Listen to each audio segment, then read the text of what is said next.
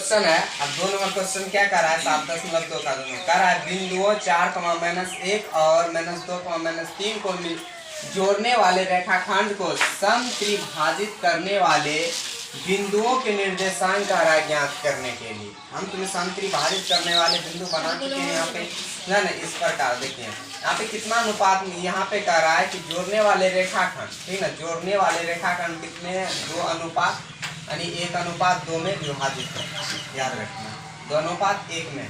तभी आप मान चुके ए बराबर तुम्हारा कितना दिया गया है, 4, -1 और बी कितना लिखा गया, -2, -3 होगा। तो माना कि बिंदु P के लिए, हम x1 और x2, y1 y2 और m1 और m2 मान चुके हैं। कितना अनुपात में, 1:2 में मान चुके हैं। समझा ना, लिखा ही गया है समत्रिभाजित करने के लिए।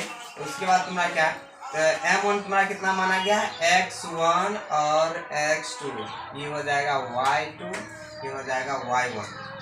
x1 कितना है 4, x2 कितना आ जाएगा, x2 -2, y1 कितना आ जाएगा -1 और y2 कितना आ जाएगा -3। और m1 और m2, m1 1 और 2 1 और 2। तो विभाजन सूत्र से इस सूत्र लगा देना है। x1 m1 कितना है 1 है 1, x2 कितना है यहाँ पे -2 है -2, फिर प्लस है प्लस, m2 कितना है यहाँ पे 2 है 2, x1 कितना है यहाँ पे 4 है 4। ये m1 कितना मान चुके हैं 2 और 3, 1 और 2 में मान चुके थे।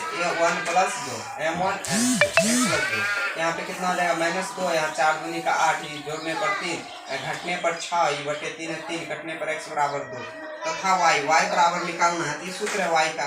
m1 कितना यहाँ पे देखो 1 है तो 1 लिखना है, और y2 कितना है, y2 यहाँ पे -3 है तो -3, फिर प्लस है प्लस, m2 कितना है, m2 यहाँ पे 2 है तो 2 दे चुके हैं। y1 कितना है, y1 यहाँ पे -1 है तो -1 लेना है, फिर यहाँ पे माइनस है तो -3, 3 है कम, 3 गुना करना, 3 है कम, प्लस माइनस तो माइनस ही रह जाएगा, 2 है कम 2, फिर नीचे में जोड़ना है। m1 m2 क्या है 1 + 2, m1 m2 1 और 2, तो 1 + 2 दूसरे पर कितना आ जाएगा 5, -5 ही बटेगा 3।